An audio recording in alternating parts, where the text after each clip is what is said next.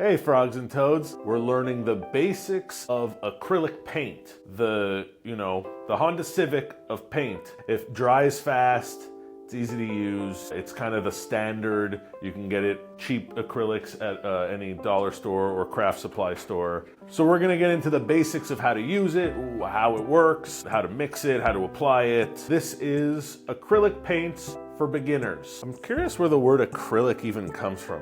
Before we get into our lesson, I want to look that up. So it's an adjective meaning of synthetic resins and textile fibers made from polymers or of acrylic acid or acrylates. Acrylates. Okay, no, these are definitions. I want origins, I guess. In 1843, of or containing acrylic, the name of a radical derived from acroline, the name of a liquid in onions and garlic that makes eyes tear, from Latin acer, sharp. So from what I can gather, based on that collection of words that made no sense, is that it derives from sharp smells, like when onions make you tear up, and now because of that, we have paint. So what is acrylic paint? It's a fast-drying, water-based paint made of pigment suspended in acrylic polymer. Did that make sense? Another cool thing about acrylics is it dries quickly, but you can undry it if need be. There are spells and hexes that you can use to reanimate acrylic paint. They're versatile, they can mimic watercolors, oils, or unique textures depending on how you use it. So if you're trying to pull off a different look, acrylic paints can kind of be a chameleon and, play the setting. They could play 1 through 5, guard any position, shoot threes, post up. You're getting everything you need with an acrylic.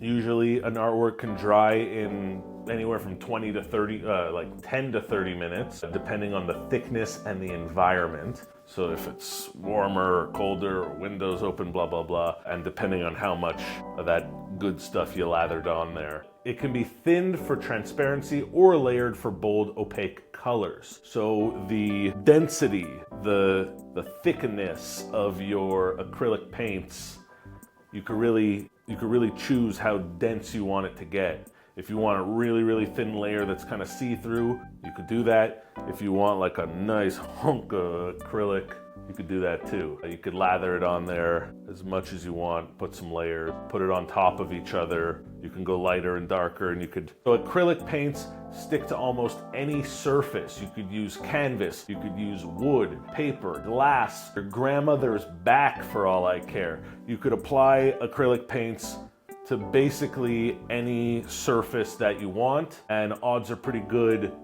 that it'll dry up and make that sucker an artwork. So now that we've got a base understanding of acrylic paints and what they are, let's get into using them and let's get after it. Let's round up our materials and get set up. First, we're gonna need, you guessed it, acrylic paints. We'll start with a basic set of primary colors. That's red, blue, and yellow, and we'll grab a black and a white to go along with it. Here's 2 different yellows, a bright yellow and a sun yellow. There's a couple blues. We've got a blue neon, tropical blue. This one is doesn't really say the color, but a blue, and a navy blue. This is a red.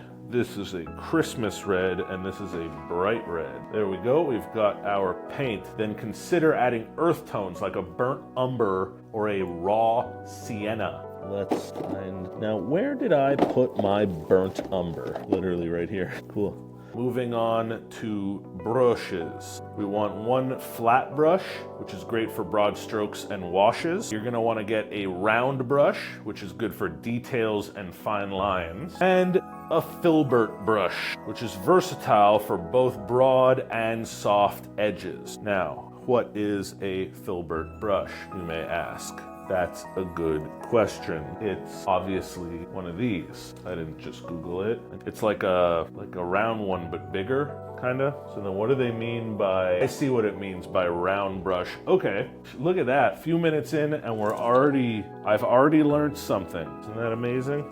So a round brush is literally like a round brush. You know what I mean? It's got like a pointy tip, but it's a round sort of talon. Whereas a filbert is rounded, but it's a flat brush. And then a flat brush is quite literally just a flat brush. So those are our three: a flat brush, round brush, filbert brush. Hey, answer in the comments. Fuck, marry, kill. Flat brush, round brush, or filbert brush? Because you know filbert be fucking. We need a surface. Here, I have some paper because I'm sure there's like a warm-up. Don't have acrylic paper, but we have like regular paper, regular art construction paper. Ensure that the surface is prepped with gesso if needed. So for those who don't know what gesso is, neither do I. Apparently on a lot of canvae, it's already gessoed, which is like a substance that makes it better to paint on it. Other tools, you need a palette, check. A water jar for cleaning brushes, check. Rag or paper towel, check. Finally, palette knife for mixing colors or adding textures. A couple of PKs, that's all we need. And then for mediums, which is optional, a gloss or matte medium to adjust finish. So I have that, and I don't know what it does, and I'm excited to test it tonight and see what it actually does. High gloss varnish for acrylic medium. So we're gonna play around with that, fuck around and find out what that does. Next up, we need, I guess it's written in a lesson, so I'm allowed to say it, but we need a retarder to slow down drying time. I guess that's like a substance. Either way, I don't think it's right. Texture pastes to add dimensionality. I don't know what a texture paste is either. Texture paste sounds like a bad condiment. I'll have a side of texture paste. That's like shit British people eat. Yeah, I don't know what that is or how we're gonna add dimensionality. I don't, like, this is again a beginner's lesson. I doubt we're gonna get into too much dimensionality tonight, so we're probably fine. Moving on, let's get to our lesson. Understanding consistency. On your palette, squeeze a small amount of paint. So we're just getting acquainted right now. We're getting used to paints, how they work, what they are. We have a bit of blue, and then it says to add a few drops of water. Coincidentally, I have a dropper right next to me. That's handy. So we're gonna see how the blue starts to spread out as we add water. So right now it's just a pretty loose pile. We're gonna add water and see what that does to it. Fortunately, the dropper that I'm using happens to have some ink, some black ink in it. So it's a lesson in water dilution and color mixing, I guess. So when you add water to acrylic paints, it kind of makes it suck. It definitely makes it looser. It definitely makes it more liquidy. And it was pretty liquidy to begin with. Notice how adding water increases the transparency. So let's take one of our weapons here, and we're gonna add, can you see that? It's pretty light. I'm applying it to this page, and it goes on pretty, like the opacity's down to like about a 45. Try making a gradient by blending pure paint into diluted paint. So if we add a non-waterized version to the left of it, and what does it look like to blend the two? Are you guys seeing that difference? It's pretty noticeable, I'd say. Yeah, one's a lot better. So okay, lesson number one, don't add water to your paint because it makes it see-through. Unless that's what you want, then that's a good way to make it see-through. Add a bit more of the watered down version and see what that does. I don't know, it might have just made it darker. Also, I added that black ink to it, so that might have something to do with why it looks different. But irregardless, there's a difference between the two, and that's called learning. Add a gloss or matte medium to your paint and notice how it changes the finish and consistency. I'm not sure exactly how much, but I'll be honest, it kind of comes out like, well, I don't want to say it, but like really clear milk. So applying the matte finish actually does make, I don't know if you could see it on camera, but it does make the paint glossier, shinier, a little brighter. I think the contrast actually pops a bit more. I think it does something. I think matte actually does stuff. How about we move on to some layering? Layering. Paint a simple background of a solid color or gradient and then let it dry. Once dry, paint another layer on top of it and notice how acrylics layer without disturbing the underlying paint. Go straight onto the paper. Let's paint a base layer. I might have put way too much. Just a plain old red background. Your middle of the mall red background. Nothing special, just your standard red. What did we use? A bright red. Just a red background. So now once the red is dry, we're gonna jump in with another color and see how they interact. And it shouldn't, theoretically, the new paint that we apply should not disrupt the underlying paint. In fact, I'm even gonna go with a yellow. We'll go with a brighter color to really hit this point home. Because usually, a darker color is easier to overlap, but a brighter color is still gonna have its own shine. Bang! That's straight up yellow on red. Not making orange. No, not making orange. Usually, if things are wet and you put a wet red on with a wet yellow, then that sucker's gonna make some babies, some orange. No, if you go dry, which doesn't take long, and now we're applying yellow, and you can see right here, this is yellow on red, not orange, not the game. We're talking about yellow. And now guess what? This was meant to just be a practice round to learn about layering. And we made ourselves a beautiful abstract artwork. What do we call it? What's the title of this here sucker? Okay, I've got it. It goes this way, and it's called Lisa Simpkins and the Siggy. Lisa Simpkins, there you have it. Now we're gonna learn about mixing colors. Use your primary colors to mix secondary colors. If you wanna mess with the tint of a color, that's how much white you're adding to it and adding on that white scale. And if you want to mess with the shade of a color, that's how much black to add to it. And you kind of make that thing deeper. Make sense? Now, using a palette knife, we're going to do a little mixy-poo over here and see how, like I said, red and wet yellow makes wet orange, baby. The more yellow you add, the brighter it'll get, like a bright orange.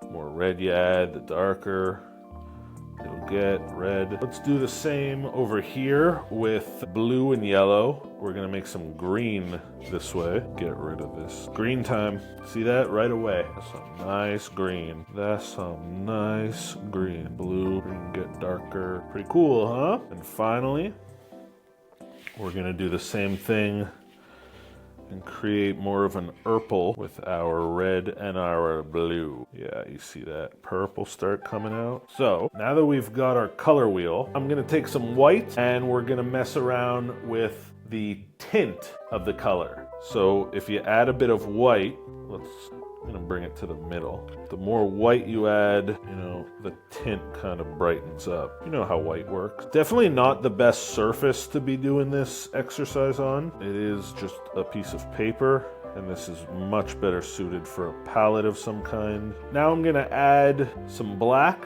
because we're gonna start playing with the shadows. Here's what happens when you play with the shadows. By the way, added way too much black, as you can see, but you get the idea. Ooh, see? Yeah, I think you just need a little bit of black. Black works hard.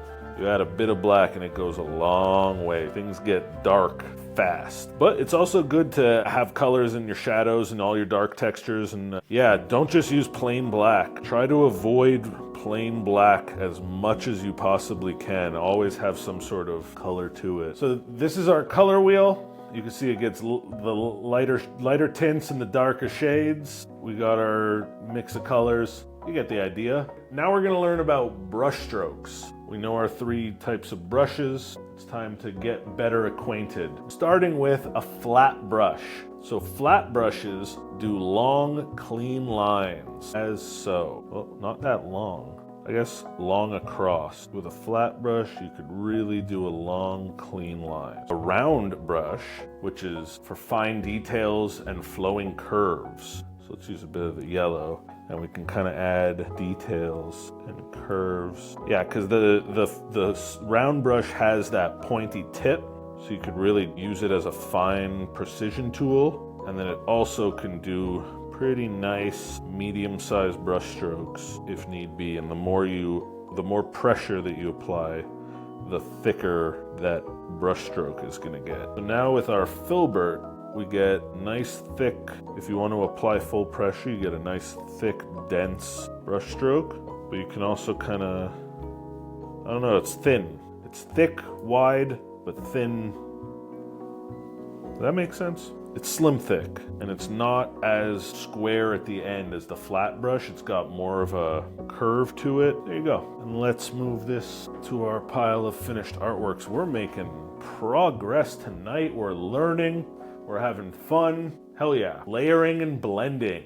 We're gonna start with wet on wet blending. While the paint is wet, blend colors directly on the canvas. For example, a sunset gradient. Ooh, okay, so for this, I am going to just use ready-made colors. Let's grab purple, a pink, an orange, and I have blue, right? I think so. Starting with, let's do a line of navy blue, followed by purple, blue, purple, red, orange. I'm gonna now do pink, and let's do one. Now, I'm gonna use, I think I'm gonna use the filbert to blend. Start with the white, because that'll get the most change. You see what's happening here? You start adding a little bit of pink, it starts making a big difference. I might have used a bit too much paint. Sort of seems to be a theme tonight. But you see how it blends? Like we went from white to pink, and now we're getting into some real orange business.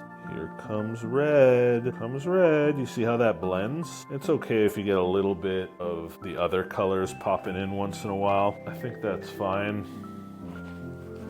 Have a couple notes and tones and highlights. There's our red. Now we'll go purple. And finally, navy blue. See, it's not just line after line after line after line. It's when the acrylics are wet like this, you can blend the hell out of them. Look at this. We just did this in, what, a minute? I'm gonna put the brush away for a second. Let's see what happens when we start using the palette knife in here. I think it's tough to know which tool is the better one because there's just so much goddamn paint on this paper. I poured it on thick. This definitely smooths it though. I think on a better surface, this would be a lot cooler, and I think a palette knife is the move. It's tracking a bit of other colors, and I think that's fine. That makes it cool. I like it. I like it. Now, use a dry brush to create wispy textures like grass or fur. Yeah, that's fine. That's totally fine. Got a bit of paint on my table there. As you can see, that's never really been a concern in the past. There's our grass. Is that texture wispy enough for you? Final lesson, caring for acrylic paints and tools. See, we've made a mess here. If you don't take care of your stuff, you're not gonna be able to use it the next time. It's gonna get ruined. So for brushes, we'll start with brush care. You want to rinse your brushes immediately after using, because if that acrylic paint dries, and you know that stuff dries fast, if it dries on your brush, buddy, that thing's as good as gone. In terms of paints, you want to store your paints. You want to keep your tubes tightly sealed. You want to make sure that there's no air getting in. Keep them dry. If they're exposed to air, that is how they dry. Keep them somewhere that doesn't freeze them and doesn't melt them too bad. Nice room temp will do the trick. That's our lesson for today. I hope you learned a thing or two. I've been Dr. Tyler Lemco. By the way, while I have you, if you'd like to send me something, if you want to write me a letter, I'll write you a letter back. If you want to send me some art, I will send you some art back. That's P.O. Box. I'll put it on the screen. This was fun. I definitely learned some things. Hey, guess what? I'll see you on the other side. Have a great night, everybody. I love you. Bye. Get creative!